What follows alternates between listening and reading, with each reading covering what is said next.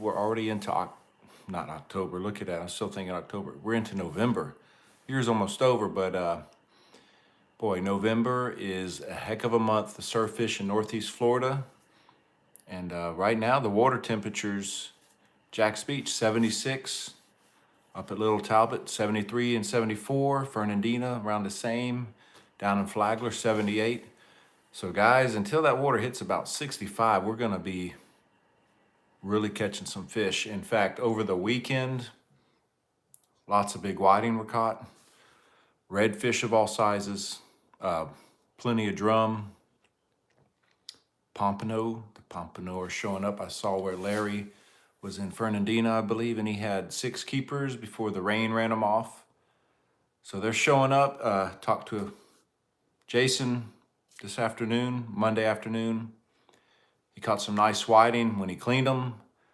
Of course, they're full of sand fleas, which are right now MIA. You really gotta, they're not easy to find right now. The best tide I've been finding them on is the high outgoing right now.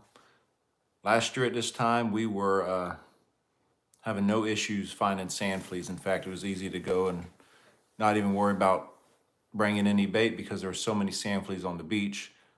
But as you know, each year is not the same, so it is what it is. Hopefully they'll still show up.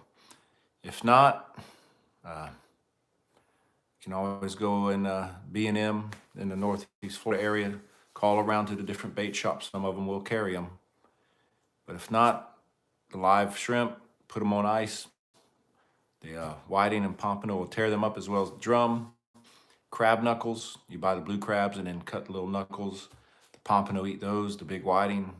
The redfish will eat them, the black drum. And sheephead will eat them as well if they're cruising the surf. And bring your net, because the mullet are still plentiful along the surf. Speckled trout's eating them, big bluefish, Spanish mackerel, the occasional tarpon still around. And unfortunately, there's quite a few flounder in the surf as well up and down the beach. But remember, you got to let them go unless you are a commercial fisherman and have that license. Or else you're just asking for a hefty ticket. There were a few renting last week along the beach that I heard. People leaving with a couple of flounder, and FWC was there to greet them in the parking lot. Also, the mullet work well for the redfish, especially early in the morning in shallow or right before dark. If you can find a good slough or cut to fish, get there first thing in the morning and put a mullet right there in about 2 or 3 foot of water, and those reds will eat them up. I would say if you're going to fish this week, Tuesday and about half of Wednesday look to be the days to fish comfortably, because Tuesday it's supposed to be northeast 10 to 15, northeast 10 to 15, lighter in the morning and picking up in the afternoon. Then Wednesday, picking up to around 20 by the afternoon, but 10 to 12 in the morning. And then Thursday, it'll be about 15 to 20. But the biggest issue is the surf's going to be coming up Thursday about 4 foot. So it's going to be interesting. In fact, Monday, they were calling for 1 to 2 foot surf, and it was far from that. It was probably 3 to 4 foot surf coming in at times. And current was moving pretty strong from the north to the south. If you didn't have Sputniks, chances are you weren't holding in place. Jason, he said his Sputnik held, and he actually tried a 5-ounce pyramid down in Ponte Vedra, and the 5-ounce pyramid, throw it out and would end up right back on the beach within minutes. So it wasn't holding, but the sinker guys' Sputniks were. So check him out if you don't have his Sputniks. B&M carries them. Rick's Bait and Tackle, Strike Zone Fishing, Guana North. Oh, I can't believe I'm forgetting it. Sorry, guys. It's right there on North Guana Outpost, or I guess it is. I believe that's it. They have them. Or you can go to his website and get them. I know there's a few other places, but I'm not sure of all the places. But he's selling a lot of sinkers, and there's a reason why, because they work great. But the fishing, the water's great right now, so get out there and fish.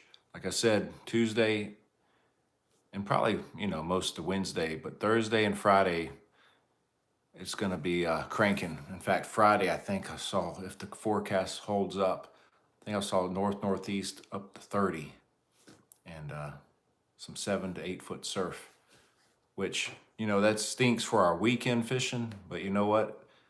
I love when we get these northeasters that last 2 or 3 days, because 2 or 3 days after it finally calms down, the new cuts and sloughs that it creates will hold a lot of fish. The only drawback could be, guys, is as the schools in Pompano are headed this way, a lot of the times in past years when we were on them pretty good, a northeaster will come through, and the next thing you know, the school we were catching, find out they're down in Daytona or further south, because with that northeast wind, they just keep on pushing south in a hurry. So let's hope that don't happen. But with the water temperature still around 76, 77, we should be good. That will change this weekend though. If you saw, I'd always look ahead about a week or two. I mean, there's some serious lows. I want to say I saw lows in the upper 40s possibly in Northeast Florida for the weekend. So that water temperature take another dive, but the fish are there. Some big whiting, guys. Some nice drum, nice reds. Some 14, 15-inch pompano are coming up now. So when you go to the beach, if you got to bring baits, when you're asking what to bring, fresh shrimp, clams will work, crab knuckles. If you can get sand fleas, and the coquina flavored fish bites. That's my favorite flavored fish bite to use, especially when using it with clam. But the double dropper rig, as you saw, showed you the other day, I like those orange floats, and then the salmon colored beads. Those are my favorite. Everybody has their own preference, but I've had a lot of luck with those. But that's about it, guys. I'm going to try to hit the surf tomorrow afternoon. Hopefully we'll get a report. Try to get some big whiting again. They're biting the sand fleas on Monday afternoon, so hopefully they do the same. We'll hopefully get a video up soon of the whiting bite going on to show y'all guys the rigs and where we're throwing and how to catch them. Not that they're hard, but we'll show you the runouts and all of that. We did that last spring, I believe.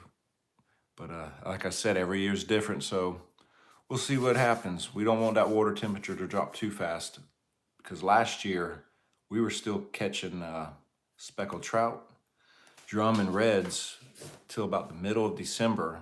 And then we had a cold front come through and it dropped that water to about 64, and that was the end of that. And if you have a boat and you don't want to surf fish, hit the river, because they're absolutely wearing out the sheephead.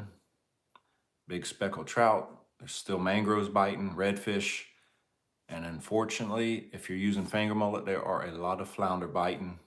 But like I said, right now it's like going offshore and trying to catch a sea bass and you're catching snapper. They've become a nuisance. Never thought we'd see a day where I call flounder a nuisance fish, but right now it is, at least until December 1st. So if you got any comments or questions, leave them. We'll get back to you. I got a lot to answer. I'll try to get to them all tomorrow morning. But y'all have a great few days fishing, and if you get anything, post it up. We'll put it on the report. Y'all have a good night.